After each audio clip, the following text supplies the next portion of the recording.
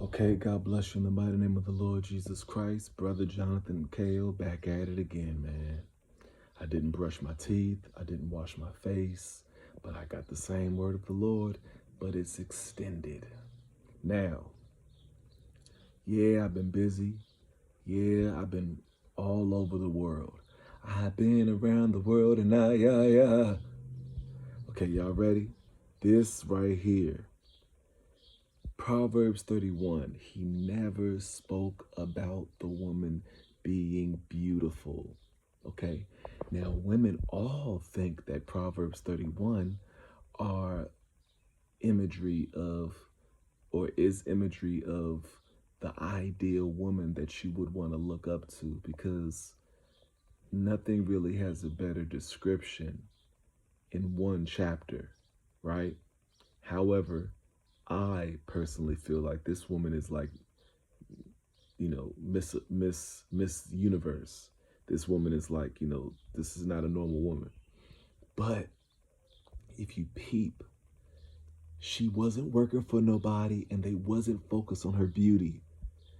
Listen, she wasn't working for anyone and they weren't discussing her beauty. I'm only pointing to that because most women are focused on fake hair. I'm talking about black women. Sorry, because when I think women, I think black. Because I don't really, unless I'm talking from a different angle, but I don't really see other women as much as I see the women in my communities, right? Or where I frequent, right? When I see white people, they're passing. I don't speak to them like that. But when I see black women, these are the women who I'm in dealings with, right? And I don't mean no harm, but even I think every race, though, I think every race, especially black women and Latino women, they're very hung up on their beauty. They're hung up on trying to look apart, fake eyelashes, fake hair, focused on, showing off their curves the most. You know what I'm saying? Check it out. It doesn't talk about any of that. Okay? King Lemuel, that's what it speaks about first. So, Proverbs 31. The words of King Lemuel, the prophecy that his mother taught him. What, my son, and what the son of my womb, and what the son of my vows? Give not thy strength unto the woman. That was me in the other dream, laying upon that girl who really just was trying to string me along, right?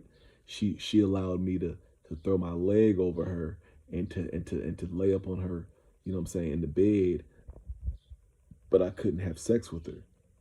And she liked that I was obedient to her way, so she could just keep me under her subjection. That's all this thing was about. And she was gorgeous, okay? That's all that thing is about. This is why you should never chase a woman, man. It says, give not thy strength unto women. In no way. In no way, okay? Notice it said women, because you're supposed to do for your wife, right? It says, nor thy ways to that which destroyeth kings, okay? It says, it is not for kings, O Lemuel. It is not for kings to drink wine, nor the princes strong drink, lest they drink and forget the law and pervert the judgment of any of the afflicted. Pervert always means to twist. Give strong drink unto him that is ready to perish, and wine unto those that be of heavy hearts.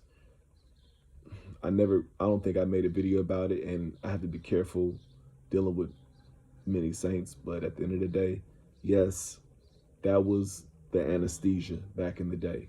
Wine, drink, right? Strong drink. Everything dealing with nature. None of this drugs type stuff. Anyway, let him drink and forget his poverty and remember his misery no more. Open thy mouth of the dumb in the cause of all such as are appointed to destruction. Open thy mouth, judge righteously, and plead the cause of the poor and needy. Who can find a virtuous woman? Verse 10.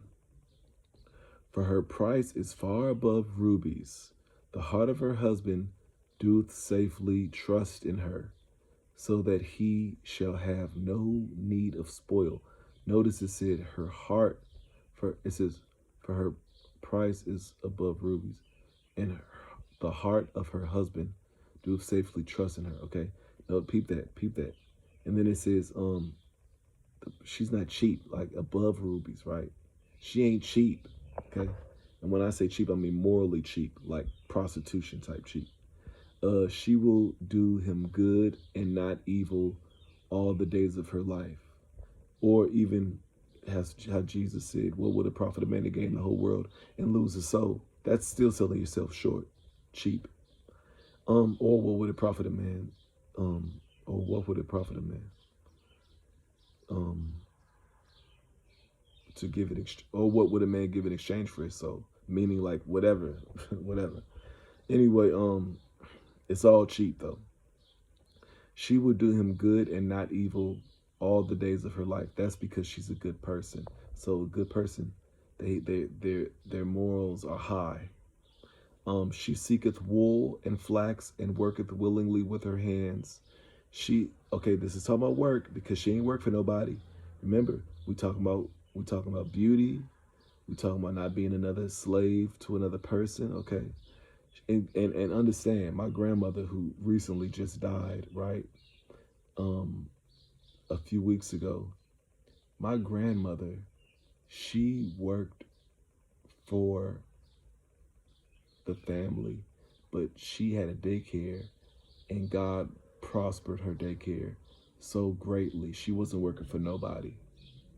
She was contributing to the household, but she was working for herself, self-employed, and for the family, of course. But what I'm saying is that she wasn't working for nobody. She wasn't working for no man. She seeketh wool and flax and worketh willingly with her hands. She is like the merchant's ship. She bringeth her food from afar. She riseth also while it is yet night.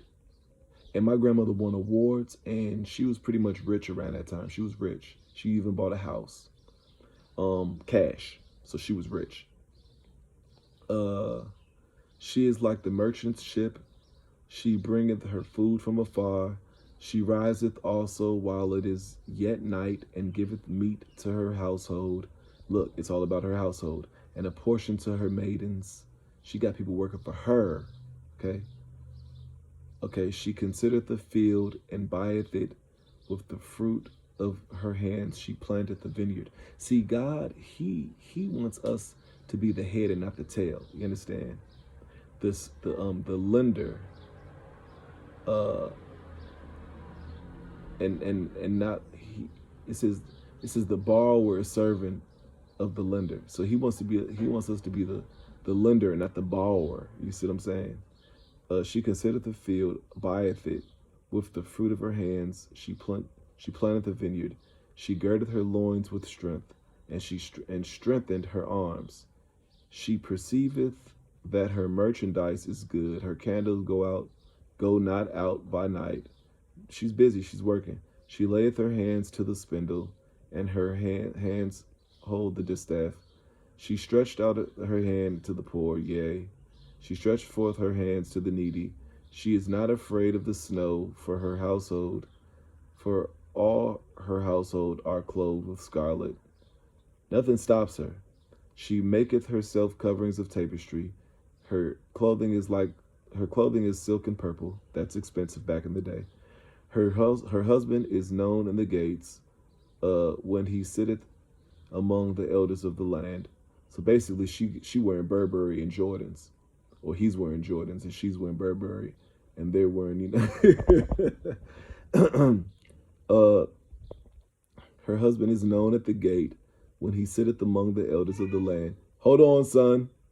She maketh fine linen and selleth it, and delivereth girdles unto the merchant. Strength and honor are her clothing, and shall rejoice in time to come. She openeth her mouth with wisdom, and her tongue is the law of kindness. She looketh well to the ways of her household. Everything's about her household, man. And eateth not the bread of idleness. She's busy. Her husband also, he praiseth her. Oh, hold up. Her children arise up and call her blessed. Her husband also, and he praiseth her. Many daughters have done virtuously, but thou excellest them all. Favor is deceitful, and beauty is vain. It only talked about beauty at the end. It said beauty is vain, meaning it's empty. It's empty. It's empty. And I'm not sitting here saying I want a woman who's unattractive. Don't let the smooth taste fool you. But that can't be the rule of thumb where I'm following behind that. And what I've noticed, right, is a lot of billionaires, their women are like, all right looking. They ain't gorgeous. If you notice the gorgeous women of this society, when you look around, a lot of gorgeous women, they get divorced in this time frame, in this era. A lot of them get divorced because they have the concept of marriage twisted. They don't know that they're really a home. They're not really knowledgeable of the fact that they're really a what's the word I'm looking for? A helpmate. They believe that they're queens. Okay, so they're really like ready to get a divorce. Really, to be honest with you, gorgeous women are prepared to get a divorce. If you're a biblical man, if you're a biblical man, a gorgeous woman whose mindset is like a neo-Christian, a neo-Nazi Christian, a neo-soul Christian, a neo-jazz Christian, a neo-new age Christian, anything with a neo to it, neat. Anyway, anything with that pronunciation hinting towards that area, you don't want her. Let her be gorgeous and bad to the bone. You don't want her. Don't even look at her. Just ignore her. You know what I'm saying? Don't even look at her. She's not worthy, because if you glance at her, she's gonna be like, "What you looking at?" You know what I mean? They're not worthy. They're not even worthy of being humans. They're like superhumans. Let superhumans live on their own island. They're just too good for you. So you don't acknowledge them. You don't look towards them. You go focus elsewhere. And it's better to just keep it humble, man, because these people are pride. See, you're coming into a curse. You see, because pride goes before destruction. So you're going to come into a destructive situation, and you're going to mesh. You're going to be one and unite with a destructive person. You see what I'm saying? Because any woman or any man who is so focused on how they look, that is like a and I'm not talking about exercising. I'm talking about like the vanity part, where it says beauty is vain. Where that is like a high thing, you're coming into. And then, like, look at the women, like, say, okay, guys, if the girl that you're interested in has tons of pictures of herself on Instagram, Facebook, TikTok, social media, any of that, if she's got tons of pictures of herself, that's going to be in your marriage. That's coming into your marriage, okay? If she's more selfless and she ain't really showing all that, then okay, cool. There's room. But if she, I'm telling you, man, that stuff is gonna seep into your marriage, man. And she gonna be waking up so focused on how she look, that nothing's gonna get done in the house. That she's gonna be, because you gotta ask yourself, okay, what is this about? So she's gonna be paying attention to who's paying attention to her.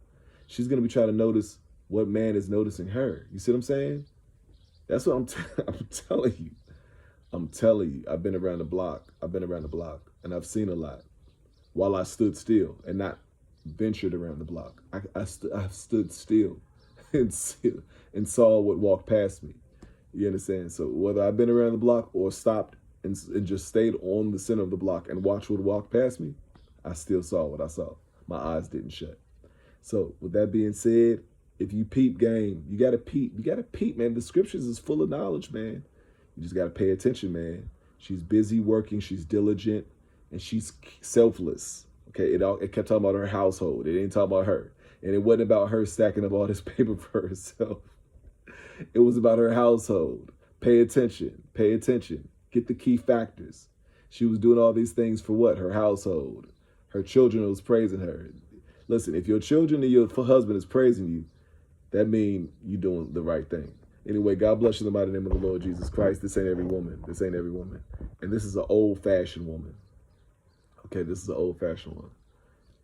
Ah, man, oh, man, I tell you, man, there's a lot of catching up to do. Listen, man, if a woman, if y'all ladies is listening to me, or if y'all men are listening to me, let a woman hear this, because You're going to enter a bad situation. I'm telling you, man. I'm telling you, you're going to enter a bad situation.